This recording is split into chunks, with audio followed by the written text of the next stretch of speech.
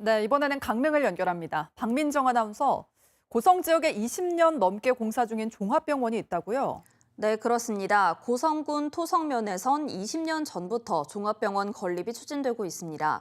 이 병원 건물은 완공됐지만 병원 측은 당초 계획인 2023년에도 개원이 어렵다는 입장입니다. 정상빈 기자입니다. 지난 2000년 착공한 고성의 한 건축물 공사 현장입니다. 병원으로 쓰일 건물로 지하 3층, 지상 11층 규모입니다. 대순진리에는 여기에다 600병상 규모의 종합병원을 설립한다는 계획인데 의료진 숙박시설과 상가까지 마련하고 있습니다. 그런데 20년 넘게 공사 중입니다. 보시다시피 외관 공사는 대부분 마무리됐습니다. 하지만 내부는 설계 변경 작업이 진행 중이라 공사는 시작도 못한 상황입니다. 대순진리에는 종단 내 갈등과 예산 등의 문제로 공사가 지연됐다고 밝혔습니다. 또 사업 장기화 도중에 의료와 건축 등 관련법이 개정돼 공사에 어려움이 있다고 덧붙였습니다.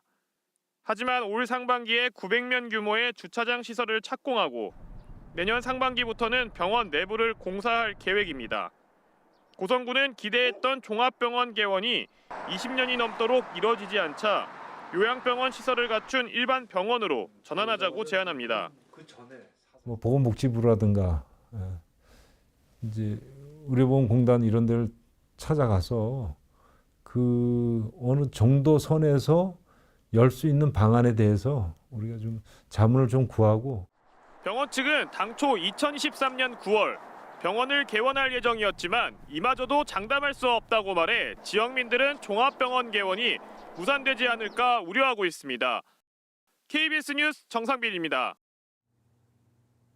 강릉시는 관내 경로당 304곳에 대해 개관 시간을 오후 1시부터 오후 5시로 단축하고 같은 시간대 이용 인원을 15명 등으로 제한해 오늘부터 부분 운영한다고 밝혔습니다. 또 관내 작은 도서관 7곳은 모레부터 방역수칙 준수하에 다시 운영됩니다. 한국농어촌공사는 오봉저수지 저수율이 이번 폭설 이후 현재 51%로 소폭 올랐으며 산간 지역에 내린 눈이 녹을 경우 74% 수준까지 저수율이 회복될 것으로 내다봤습니다. 농어촌공사는 이번 주말에도 눈 소식 등이 있다며 생활용수 공급과 다음 달 11일 농업용수 공급 등에 문제가 없을 것으로 기대했습니다. 지금까지 강릉이었습니다.